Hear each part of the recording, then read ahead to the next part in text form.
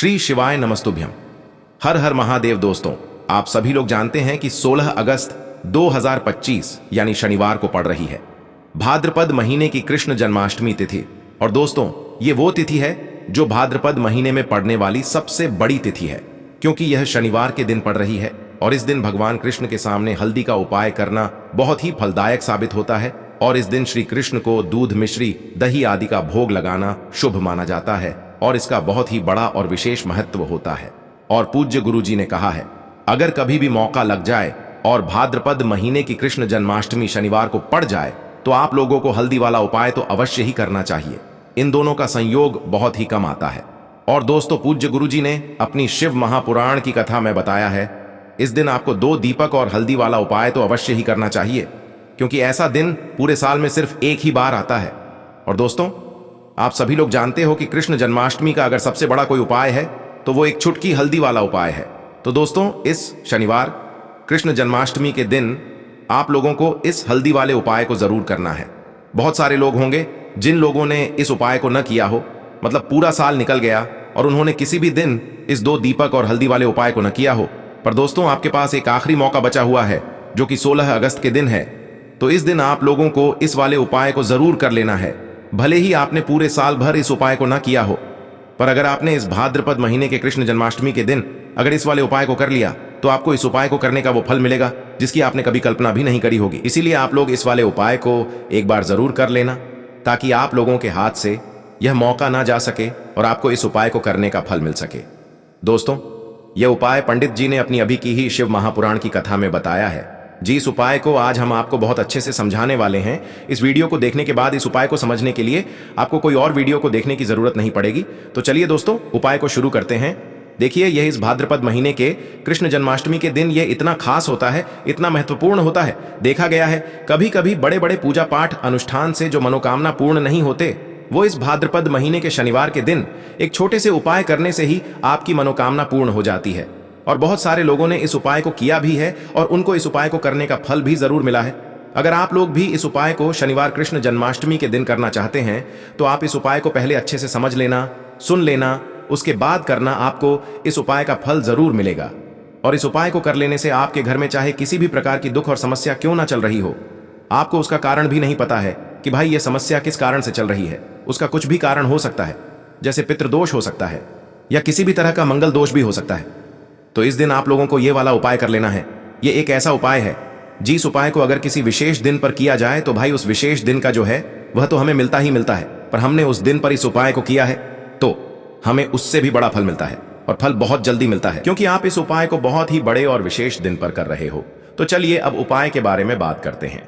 लेकिन उससे पहले आप लोगों को यह जानना आवश्यक है कि आखिर यह उपाय किस समय करना है, किसको करना है और कैसे करना है। तो चलिए हम आगे आपको वीडियो में एक एक करके बता देते हैं। लेकिन उससे पहले अगर आप लोग हमारे चैनल पर नए हैं तो हमारे चैनल को सब्सक्राइब कर लेना और इस वीडियो को लाइक करके कमेंट बॉक्स में श्री शिवाय नमस्तुभ्यम, ओम नमः शिवाय जरूर टाइप कर देना। और अपने फायदे के लिए, गरीबी दूर करने के लिए इस वीडियो को पूरा देख कर जाना, तभी आपको लाभ की प्राप्ति होगी। यदि आज आपने वीडियो को बीच बीच में से देखा, काट काट कर देखा, तो आपको जीवन में कभी सफलता हासिल भी नहीं होगी। तो दोस्तों, इस हल्दी वाले उपाय को हमें इस कृष्ण जन्माष्टमी के दिन कैसे करना है, किसको करना है, किस समय करना है और कहां पर करना है, ये सारे सवालों के जवाब आपको इस वीडियो में मिल जाएंगे। और जो ये वीडियो देखेगा भाई, उसको 2 दीपक और हल्दी वाला उपाय जरूर करना चाहिए, क्योंकि इस दिन हल्दी का भी बहुत ही बड़ा और विशेष महत्व होता है। और जब बात आ जाए एक चुटकी हल्दी की तो ये सोने पे सुहागा वाली बात हो जाती है और ये एक बहुत ही बड़ा उपाय हो जाता है इस कृष्ण जन्माष्टमी तिथि। अब हम समझते हैं इस वाले उपाय को हमें करना किस समय है। इस एक चुटकी हल्दी वाले उपाय को हमें इस कृष्ण जन्माष्टमी के दिन करना किस समय है। तो देखिए, इस उपाय को करने का जो समय है वह सुबह का समय है और शाम का समय भी है। अब देखिए, यहां पर हम मुख्य रूप से सुबह का समय नहीं बोलेंगे, क्योंकि 16 अगस्त शनिवार कृष्ण जन्माष्टमी का दिन है और इस दिन प्रदोष काल के समय का बहुत महत्व होता है। बाकी अगर सुबह के समय भी करेंगे तो भी अच्छा होगा, उसमें कोई भी दिक्कत वाली बात नहीं है। तो चलिए जानते हैं इस विशेष उपाय के बारे में। लेकिन उससे पहले एक प्रार्थना, अगर आप इस चैनल पर नए हैं तो आप इस वीडियो को लाइक करें, चैनल को सब्सक्राइब करें और कमेंट बॉक्स में आप अपनी राशि या अपना नाम जरूर डाल दें, क्योंकि हम राशि से जुड़ा भाग्य भी बताते हैं और भाग्य में चल रही परेशानियों को दूर करने के लिए वह आसान से आसान उपाय भी बताते हैं। तो चलिए अब हम अपने सबसे पहले उपाय की बात कर लेते हैं। देखिए, भादो मास के दिनों में विशेषकर भगवान शिव और माता पार्वती और विष्णु भगवान का पूजन किया जाता है। अब साथ ही साथ कृष्ण जन्माष्टमी का दिन भी पड़ गया है, तो ऐसा समझ लीजिए आपके जीवन में धन भी आएगा, सुख भी आएगा, धन बढ़ेगा भी, और साथ ही साथ आपके जीवन के सारे संकटों को भगवान शिव जी दूर कर देंगे। तो चलिए सबसे पहले बात कर लेते हैं सबसे पहले उपाय की, जो कि कृष्ण जन्माष्टमी वाले दिन आपको विशेष कर करना है। और इस उपाय को करने से आपकी कोई भी ऐसी इच्छा, कोई भी विश जो अभी तक अधूरी है, पूरी नहीं हो रही है, तो आपकी बड़ी से बड़ी विश और मनोकामना भी पूरी हो जाती है जब आप कृष्ण जन्माष्टमी वाले दिन इस पहले उपाय को कर लेते हैं। तो देखिए, आप सभी जानते हैं कि श्री हरि विष्णु जो है, उन्हें तुलसी दल सबसे प्रिय है। बिना तुलसी माता के श्री हरि विष्णु अधूरे हैं और बिना तुलसी पत्तों के श्री हरि विष्णु का भोग अधूरा है। अब श्री हरि विष्णु को प्रसन्न करके आप अपनी किसी भी मनोकामना को पूरा कर सकते हैं, क्योंकि श्री हरि विष्णु प्रसन्न हो गए तो आपकी कोई भी विश और इच्छा, मनोकामना अधूरी नहीं रहेंगी। तो आपको तुलसी के 5 पत्ते लेने हैं। अब ये 5 तुलसी के पत्ते जो आपने लिए हैं, ये 5 तुलसी के पत्ते आपको श्री हरि विष्णु को अर्पित करने हैं, अपने घर के मंदिर में ही। ठीक है, ऐसा आपको करना है। आपके घर में श्री हरि विष्णु की कोई मूर्ति है, प्रतिमा है, वहां पर यह 5 तुलसी के पत्ते आप रखें, और साथ ही साथ एक देसी घी का दीपक गोलबाती का आपको लगाना है, और ओम नमो भगवते वासुदेवाय नमः, इस मंत्र का आपको 11 बार जप करना है। देखो मंत्र कौन सा है, ओम नमो भगवते वासुदेवाय नमः, और फिर श्री हरि विष्णु से अपनी विश, अपनी इच्छा, अपनी मनोकामना कह देना, और फिर देखना आपकी विश और इच्छा, जो भी आपकी मनोकामना है, जो भी अपने जीवन में आपको चाहिए। अगर निर्धनता बहुत है, आप अपने घर से गरीबी को दूर करना चाहते हैं, या फिर धन आपका बढ़ता नहीं है, आप चाहते हैं कि आपका धन बढ़े, या फिर आपके घर में फिजूल खर्ची बहुत होती है, पैसा आपके पास नहीं रुकता है, आप चाहते हैं कि पैसा आपके पास रुके, या फिर घर में कोई व्यक्ति ऐसा है जो बहुत बीमार रहता है, या फिर किसी का विवाह नहीं हो पा रहा है, तो जो भी आपकी इच्छा है, जो भी आपके विश है, बस एक बार श्री हरि विष्णु से कह। दिन है, साथ ही 7 साल का सबसे बड़ा दिन है। यह दिन इतना उत्तम है कि जो आप श्री हरि विष्णु से मांग लेंगे, जो उनसे कह देंगे, वह आपकी विश, आपकी मनोकामना को बहुत जल्दी पूरा कर देंगे। तो यह पहला उपाय है। चलिए बात करते हैं दूसरे उपाय की। देखो, यदि आपके जीवन में आर्थिक संकट बहुत अधिक हो रहे हैं, धन की समस्या लगातार जीवन में बनी हुई है, एक एक रुपयों को प्राप्त करने के लिए आपको बहुत अधिक मेहनत कर रहे हैं, तो आज रात्रि में सोने से पहले आपको हो यह एक चमत्कारी दीपक का उपाय अवश्य करना है। या फिर यदि आपका जो व्यापार है, बिजनेस है, दुकान है, वह अच्छे से नहीं चल पा रही है, तो आज रात्रि में इस विशेष दीपक का उपाय आपको अवश्य करना चाहिए। देखो दोस्तों, दीपक हमारे घर में सभी नकारात्मक शक्ति को बाहर करता है। यह उपाय आपको साल में केवल एक बार करने का ही मौका मिलता है। देखिए, इस उपाय के लिए आपको तुलसी जी की जो सूखी लकड़ी होती है, उसे ले लेना है। देखिए दोस्तों, यदि आपके पास पुरानी तुलसी जी की लकड़ी है तो उसे आप ले सकते हैं, और यदि आपके घर में तुलसी जी जो लकड़ी है वह सूखी हुई है, तो उसकी लकड़ी आप तोड़ करके इस्तेमाल कर सकते हैं। लेकिन आपको ध्यान रखना है कि सूर्यास्त से पहले पहले ही आपको यह जो तुलसी जी की लकड़ी है, इससे अवश्य ही तोड़ लेना है। तो इस उपाय के लिए आपको सबसे पहले तो एक मिट्टी का दीपक लेना होगा, चाहे तो आटे का दीपक भी ले सके, क्योंकि आटे का दीपक सभी दीपक में सर्वोत्तम माना गया है। इस दीपक के अंदर आपको शुद्ध घी का प्रयोग करना होगा, और इससे दीपक के अंदर आपने जो तुलसी जी की लकड़ी ली है उसे भी रख देना है। लेकिन ये जो तुलसी जी की लकड़ी है, इसमें आपको चारों तरफ अच्छे से घी लगा लेना है। देखिए, गुरु जी ने बताया है कि जो तुलसी जी की लकड़ी है, यदि आप उपाय करते हैं और बहुत ही शीघ्रता से जल जाती है, तो इसके लिए आपको एक कार्य करना है। आपको थोड़ी सी रुई ले लेनी है, और उस रुई को आपने जो तुलसी जी की लकड़ी ली है उस पर अच्छे से चारों तरफ लपेट देनी है। तुलसी जी की लकड़ी के ऊपर रुई लपेटने के बाद इसे आपको पूरा घी के अंदर डुबो लेना है। अब इसे आपको बाती के रूप में प्रयोग करना है। अब दोस्तों, इस दीपक को आपको प्रज्वलित कहाँ करना है? तो इस दीपक को आपको या तो भगवान विष्णु के सामने प्रज्वलित करना होगा, या फिर आपको भगवान श्री राम के सामने प्रज्वलित करना होगा, या फिर भगवान कृष्ण के सामने, यानी कि भगवान विष्णु के जो भी अवतार हैं उनके सामने आप ये दीपक प्रज्वलित कर सकते हैं। या फिर आप इस दीपक को माता तुलसी जी के सामने भी प्रज्वलित कर सकते हैं। पूज्य गुरु जी ने बताया है कि जो भी व्यक्ति इस प्रकार से तुलसी जी की डंडी से यह दीपदान कर देता है, उसके जीवन में कभी भी धन की समस्या नहीं होती है। इसीलिए आपको यह पूरे साल में केवल एक बार ही मौका मिलता है। इस उपाय को करके देखना, आपकी सभी इच्छाएं जरूर पूर्ण होंगी। यह जो उपाय है रात्रि में सोने से पहले करना है। बात करते हैं तुलसी के गमले में आपको वह कौन सी चीज डालनी है जी, इस उपाय को करने से आप अपने जीवन में महाधनी बन जाएंगे। इतना धन आपको मिलेगा कि कभी भी आपके धन में कमी नहीं आएगी, कभी भी आपका धन बर्बाद नहीं होगा। आपके पैसे की बर्बादी बिल्कुल आपके जीवन से रुक जाएगी। और जो लोग कहते हैं कि घर में पैसा तो आता है, पैसा रुकता नहीं है और पैसा बढ़ता नहीं है, वृद्धि नहीं हो रही है, उन्हें भी विशेष यह तीसरा उपाय अष्टमी वाले दिन जरूर करना चाहिए। तो देखिए, पहले ही आपको बता दिया कि श्री हरि विष्णु की पूजा और उनका भोग श्री मतलब तुलसी मैया के बिना अधूरा है ना? और तुलसी मैया जो है वह श्री हरि विष्णु के बिना अधूरी है। तो देखिए, जब भी आप तुलसी का कोई उपाय करेंगे तो सीधे सीधे आप श्री हरि विष्णु को प्रसन्न कर लेते हैं। अब व्यक्ति को, यानी जो भी व्यक्ति है, किस व्यक्ति को कितना धन देना है, यह श्री हरि विष्णु के हाथ में होता है। धन देने का काम मां लक्ष्मी करती है, जो कि मां तुलसी का ही एक रूप है। मां तुलसी जो है यह माता लक्ष्मी का ही स्वरूप है ना?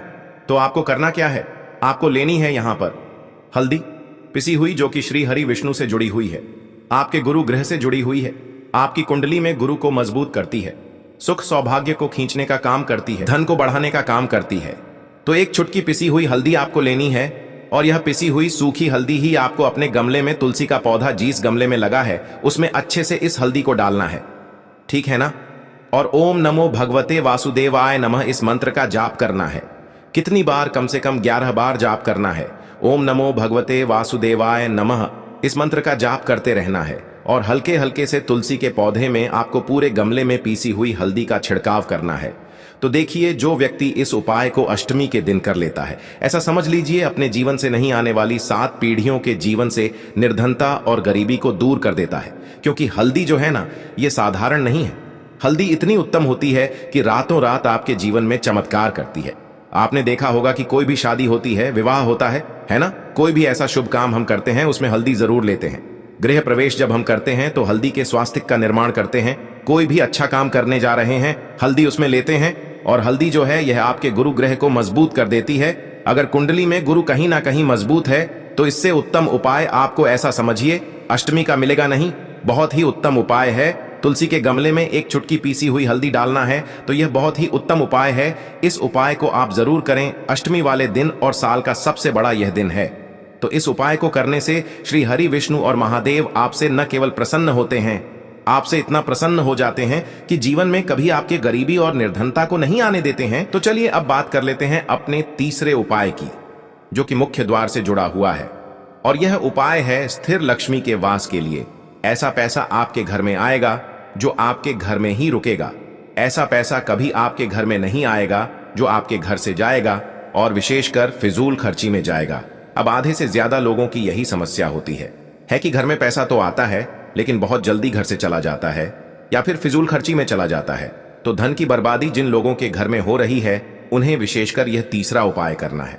या जिन लोगों के पास बिल्कुल पैसा आना बंद हो गया है, सर पर लगातार कर्जा बढ़ रहा है, उन्हें भी यह विशेष तीसरा उपाय करना है।